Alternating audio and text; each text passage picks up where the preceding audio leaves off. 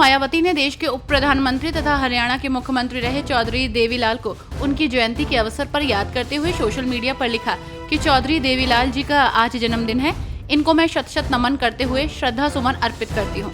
मायावती ने आगे लिखा कि वैसे इनका जन्मदिन ऐसे समय पर आया है जब हरियाणा में विधानसभा चुनाव हो रहे हैं और ये चुनाव बीएसपी और इनेलो मिलकर लड़ रहे हैं। यदि इस गठबंधन का बेहतर रिजल्ट आता है तो फिर यही इनके जन्मदिन पर सच्ची श्रद्धांजलि होगी। यूपी के सीएम योगी आदित्यनाथ ने लखनऊ के केकेसी कॉलेज में पंडित दीनदयाल उपाध्याय की जयंती पर उनकी प्रतिमा पर माल्यार्पण कर उन्हें श्रद्धांजलि दी।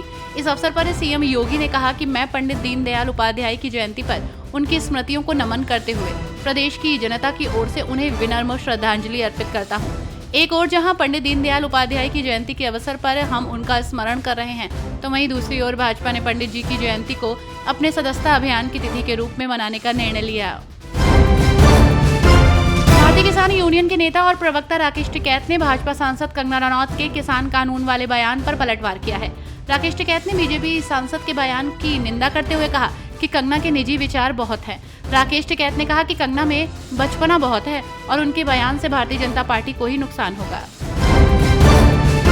भाजपा सरकार को घेरते हुए समाजवादी पार्टी ने अपने सोशल मीडिया एक्स अकाउंट पर लिखा, पीएम मोदी के संसदीय क्षेत्र में सड़क के गड्ढे लोगों की जान ले रहे हैं। वाराणसी के भटौली गांव में जल जीवन मिशन के तहत सड़क पर खुदे पड़े गड्ढे में गिरने से 12 वर्षीय मासूम छात्रा की ट्रक से कुचलकर मृत्यु हो जाना अत्यंत दुखद है। सड़क के गड्ढों को भरने की बार बार झूठी डेडलाइन देकर जनता को गुमराह करने वाले मुख्यमंत्री योगी आदित्यनाथ छात्रा की मौत की जिम्मेदारी लेते हुए पीड़ित परिवार की मदद करें और ठेकेदार के खिलाफ जल्द ही कार्रवाई हो।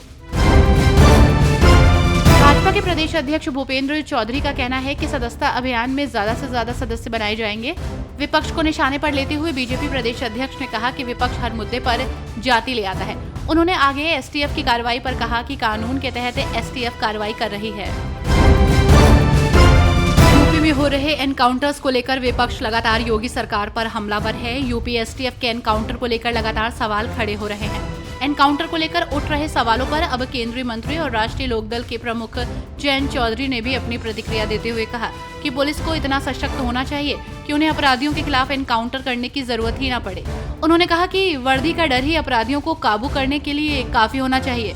जयंत चौधरी ने कहा कि उत्तर प्रदेश पुलिस को बिना गोली चलाए अपराधियों को काबू में करने की क्षमता विकसित करनी चाहिए। यूपी में एक और शर्मनाक घटना सामने आई है। प्रदेश के सीतापुर में संजय गुप्ता नाम का टीचर 6वीं क्लास की छात्रा को फेल करने की धमकी देकर रास्ते से ही अपने कमरे पर ले गया। वहां छात्रा से दुष्कर्म की कोशिश करने लगा। हालांकि छात्रा का शोर सुनकर पड़ोसी इकट्ठा हो गए, जिसके बाद ताला तोड़कर छात्रा को निकाला। फिर टीचर को खूब जमकर पीटा और पुलिस को सौंप दिया। उत्तर प्रदेश में 10 सीटों पर होने वाले उपचुनाव से पहले सियासी पारा हाई है। सपा लगातार बीजेपी सरकार पर वोटर लिस्ट से वोटरों के नाम हटवाने का आरोप लगा रही है, तो वहीं सपा ने यादव और मुस्लिम अधिकारियों को भी हटाने का आरोप लगाया है। अब सपा की ओर से भारत निर्वाचन आयोग को एक चिट्ठी लिखी गई है। सपा प्रदेश अध्यक्ष श्यामलाल पाल ने ये चिट्ठी आयोग को लिखी है। इस चिट्ठी में उन्होंने लिखा, धर्म के आधार पर बीएलओ को हटाना अलोकतांत्रिक कदम है। ये निष्पक्ष चुनाव कराने के दावों पर सवाल खड़े करता है। चुनाव आयोग संज्ञान ले।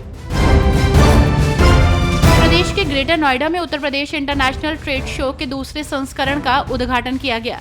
उद्घाटन उपराष्ट्रपति जगदीप धनखड़ और सीएम योगी द्वारा किया गया। 5 दिवसीय ट्रेड शो आज से शुरू होकर इस महीने की 29 तारीख तक चलेगा। प्रदेश की राजधानी लखनऊ में नवंबर से लगेगा कृषि भारत मेला। कृषि भारत मेला इंटरनेशनल ट्रेड शो की तर्ज पर लगेगा।